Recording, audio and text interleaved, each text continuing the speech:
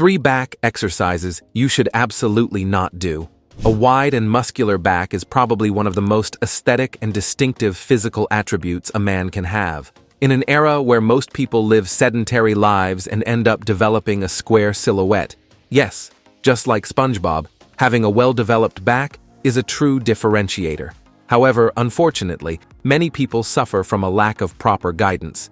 They don't have access to correct information and end up doing ineffective training for years simply because they arrived at the gym and the instructor generically prescribed 3 sets of 12 repetitions of this or that movement. That's why today you'll see 3 exercises that simply aren't worth doing in your back workout, and 3 alternatives you definitely need to include to maximize your results. But before we begin, please tell us through the comments your name and the city where you're watching our content from. We'd love to know. Let's start with the exercises to be avoided. Number 1. T-bar row. The T-bar row is an exercise that, despite being popular in many gyms, presents serious problems that compromise both its effectiveness and safety. First, this exercise represents a significant risk to your spine.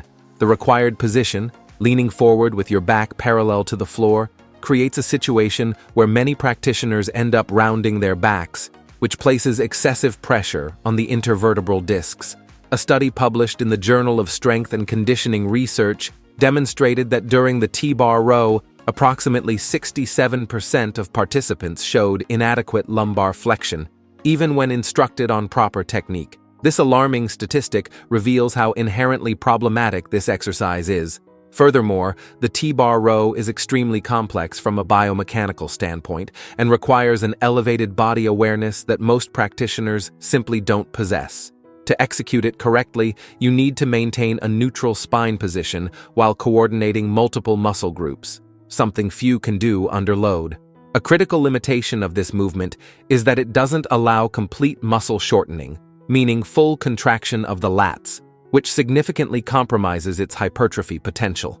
Electromyography research shows that muscle activation during this exercise is approximately 23% lower when compared to other rowing movements, precisely due to the difficulty in achieving full range of motion. Exercise 2. Behind the neck lat pull-down. Let's be direct. This is probably the worst exercise you can do for your back, and I'm not exaggerating.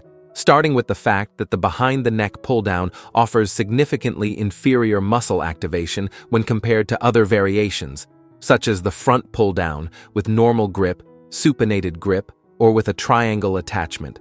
Electromyography studies published in the International Journal of Sports Medicine demonstrated that activation of the lat muscles during the behind-the-neck pull-down is about 30% lower than in the front pull-down. This means that even if you ignore all the other problems with this exercise, and there are many, you'd still be choosing a less efficient movement. Another fundamental problem is that this exercise isolates the lats too much, when you could be working multiple muscle groups simultaneously with more efficient variations. The front pull-down, for example, recruits not only the lats but also the rhomboids, lower trapezius, and posterior deltoid, offering much more complete back development. But the most concerning aspect of the behind-the-neck pull-down is its injury potential. This movement places your shoulder in an extremely vulnerable position, abduction combined with forced external rotation, which goes against the natural biomechanics of the joint. A study conducted by the American Orthopedic Society for Sports Medicine followed 120 weightlifting practitioners for 2 years and found that those who regularly performed the behind-the-neck pull-down were 3.1 times more likely to develop rotator cuff injuries. Before we continue, don't forget to subscribe to the channel. Having constant access to science-based information is what will make you progress with health in the long term in the world of bodybuilding. Exercise 3. Pullover. Some believe the pullover is for the back, others for the chest, and the fact is, it works both. However, the truth is, it's simply not a good choice for the back. Research published in the Journal of Sports Science and Medicine analyzed muscle activation during the pullover and found that pectoralis major activation was approximately 2.7 times greater than the lats. This means that if your goal is to develop your back, there are dozens of more efficient exercises you could be doing instead of the pullover. Furthermore, the movement mechanics don't favor the primary action of the lats, which is humeral adduction. In other words, bringing the arm close to the body. In the pullover, the predominant movement is shoulder flexion and extension in the sagittal plane, which explains why the pectorals end up being more recruited. If you really like this exercise and want to keep it in your routine, consider including it in your chest workout, not back. And if you still want to incorporate it to work the lats a bit, an adaptation that can slightly improve back activation is performing the movement with the bench slightly inclined. Research indicates that this modification can increase lat muscle recruitment by up to 18%, although it's still inferior to other specific back exercises. Now let's move to the exercises that should definitely be in your back workout, or at least variations of them. Number 1. Front lat pull-down. The front lat pull-down is, without a shadow of doubt, one of the most effective and safe exercises for developing a wide and strong back. In fact, in my opinion, this is the best possible exercise for the back, and scientific data corroborate this statement. A comprehensive study published in the European Journal of Sports Science analyzed muscle activation in 12 different back exercises and found that the front lat pull-down with medium grip generated the highest activation of the latissimus dorsi, the main muscle responsible for back width. The beauty of this exercise lies in its natural biomechanics, which allows an extremely safe position for the shoulders. Unlike the behind-the-neck version, the front pull-down places your glenohumeral joint in a position of adduction with controlled internal rotation, which respects the natural anatomy of the shoulder and minimizes injury risk. In addition to working the lats intensely, this exercise efficiently recruits a series of other back muscles, including the posterior deltoid, rhomboids, and lower trapezius. This multiple activation means more harmonious and complete development of the posterior musculature. To execute it correctly, keep your chest up and shoulder blades slightly retracted. When pulling the bar, focus on using your back muscles, not your arms, bringing the bar to upper chest or chin height. Something that can help you with this is visualizing an elbow drive downward when lowering. A common mistake is leaning back excessively during the movement, which reduces tension in the lats. You'll know you're doing the exercise correctly when you feel an intense contraction in the lateral region of your back, while feeling little tension in the biceps. To maximize results, I recommend 4 sets of 8 to 12 repetitions with a controlled cadence, paying special attention to the eccentric phase. The main mistake to avoid is using excessive weight that compromises technique. Remember, for back development, neuromuscular connection and perfect execution are more important than lifting impressive weights. Number 2. Seated cable row. Unlike the lat pull-down, which works the back primarily in a vertical plane, the seated cable row works in a horizontal plane, allowing complete and three-dimensional development of the back musculature. Recent research published in the Journal of Strength and Conditioning Research demonstrated that the seated cable row significantly activates not only the latissimus dorsi, but also the rhomboids and middle trapezius at superior levels when compared to other pulling exercises. The great benefit of the seated cable row lies in its ability to develop back thickness, complementing the width worked by the lat pull-down. This combination is what creates that impressive three-dimensional appearance in the backs of professional bodybuilders. To correctly execute the seated cable row, sit in the machine with your feet supported on the platform and hold the handles with extended arms. Keep your spine neutral and chest up. This initial position is crucial. Pull toward the umbilical region, not the chest, to maximize lat recruitment. You'll know you're doing the exercise correctly when you feel an intense contraction in the middle of your back, with the sensation that your shoulder blades are approaching each other. There should be little tension in the biceps and a feeling of opening in the thoracic region. A common mistake is rounding the back during the movement, which transfers tension to the lower back and significantly reduces activation of the target muscles. Another frequent error is pulling with the arms instead of initiating the movement with the shoulder blades. For optimal results, I recommend 3 sets of 8 to 12 repetitions with a controlled cadence. A study conducted at the University of Pittsburgh demonstrated that practitioners who performed the seated cable row with 3 seconds in the eccentric phase experienced 22% more hypertrophy after 10 weeks compared to those who used a faster descent time. Versatility is another strong point of this exercise. as there are several grip variations that allow focusing on different areas of the back. The close grip, for example, tends to activate the lower lats more, while a wider grip emphasizes the trapezius and rhomboids. And if your gym doesn't have this machine, it's also possible to improvise the exercise using a triangle attachment on a pulley. You just need a step to sit on, another to support your foot, and set the pulley very low. Exercise 3. Single-arm dumbbell row. The single-arm dumbbell row is possibly the most underestimated exercise for back development, but its benefits are extraordinary. One of the greatest advantages of this movement is the very low injury risk, since you have a stable support point for your hand and knee, which protects the lower back and allows you to focus exclusively on muscular work. A unique and extremely valuable aspect of this exercise is that it allows both greater stretching and greater shortening of the muscle during the movement.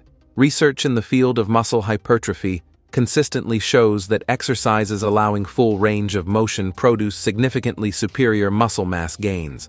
In the case of the single-arm dumbbell row, you can both fully extend the arm and pull the elbow well beyond the body line, something impossible in many other back exercises. Another benefit is its ability to correct muscular imbalances between the right and left sides, since each side works independently. Research with 32 rowing athletes showed that incorporating the single-arm dumbbell row twice a week reduced back strength asymmetries by 68% after 12 weeks. To execute it correctly, support your hand and knee from the same side on a bench, keeping your spine in a neutral position. The foot on the opposite side should be firmly planted on the floor. Hold the dumbbell with your arm extended, and when initiating the movement, think about moving the weight toward the hip, not just pulling upward. This technical detail, frequently neglected, maximizes lat activation and reduces biceps involvement. The most common mistakes include excessive torso rotation during the movement, which reduces muscle isolation, failure to maintain spinal neutrality, and pulling the weight too high, which transfers work to the shoulder muscles. Remember, the movement should be backward and slightly downward, not upward. To maximize results, I recommend 3 sets of 10 to 15 repetitions per side, alternating sides without rest between them. Now, something very important to point out here is that even if you now know the best back exercises and have eliminated the less efficient ones, you may still have difficulty seeing significant results if you continue making the 3 main mistakes most people make without realizing it. They are: Number 1, taking work away from the back by using biceps and forearms excessively. This is, without a doubt, the most common and devastating mistake for back development. It's extremely common to see people saying they train back but don't feel the muscle working. This causes them to unconsciously transfer the effort to the arms, muscles that are already accustomed to dominating everyday movements. The problem is aggravated when ego comes into play, and the practitioner insists on using heavy loads their back can't move adequately. A study conducted with 45 intermediate bodybuilding practitioners revealed that when asked to perform lat pull-downs with 85% of their maximum load, approximately 72% of them showed disproportionately high biceps activation relative to the lats. To correct this problem, it's essential to develop better body awareness. Think of your arms only as hooks or ropes that connect the back to the weight. They shouldn't be doing the active work of pulling. An extremely effective technique is to always visualize an elbow drive in the direction of the movement. For example, during a row, don't think about pulling with your hands, but rather driving your elbow backward. In the pull-down, an elbow drive downward, and so on. Number 2, not controlling the eccentric phase well. The eccentric phase of any exercise, that is, the moment when you're returning to the starting position in a controlled manner, is possibly the most important part for stimulating muscle growth, and ironically, it's the most neglected, especially in back exercises. Most people believe the important thing is to move the weight from point A to point B, neglecting the return from point B to point A. Research published in the European Journal of Applied Physiology demonstrated that positive muscle damage, the kind that stimulates recovery and growth, occurs predominantly during the eccentric phase of the movement. A specific study showed that participants who performed back exercises with emphasis on the eccentric phase experienced 32% more hypertrophy after 10 weeks compared to those who used a traditional cadence. The problem is that in back exercises, there's a natural tendency to Let the weight return quickly after completing the contraction. Carefully observe most people in the gym and you'll see how, after pulling the weight, they simply let their arms stretch passively by the force of gravity. This habit is literally throwing away half the potential of each repetition. Number 3. Inadequate volume of sets and doing everything in one day of the week. There are two equally harmful extremes: insufficient volume that doesn't generate adequate stimulus, and excessive volume, especially when concentrated in a single day, which impairs the quality of final sets and doesn't optimize stimulus frequency. A study published in the Journal of Strength and Conditioning Research followed 70 intermediate practitioners for 16 weeks and found that those who performed 16 weekly sets for the back obtained results 41% superior in terms of hypertrophy compared to those doing only 8 sets, but only 7% better than those doing 24 sets. Equally important is how this volume is distributed. Performing all these sets in a single weekly back day results in two fundamental problems. First, the quality of the final sets inevitably drops due to accumulated fatigue. Second, you're stimulating the muscle only once a week, when you could be taking advantage of 2 protein synthesis windows. The ideal strategy is to divide your back training into 2 weekly days, with no more than 3 exercises per session. This approach ensures you can maintain intensity and technical quality in all sets, in addition to optimizing stimulus frequency. If you enjoyed this and want to also discover the 4 chest exercises you need to stay away from after 40 years old, we've left a video appearing right now on the screen where we show each one of them. Thank you for watching until here, and may God bless you, my friend.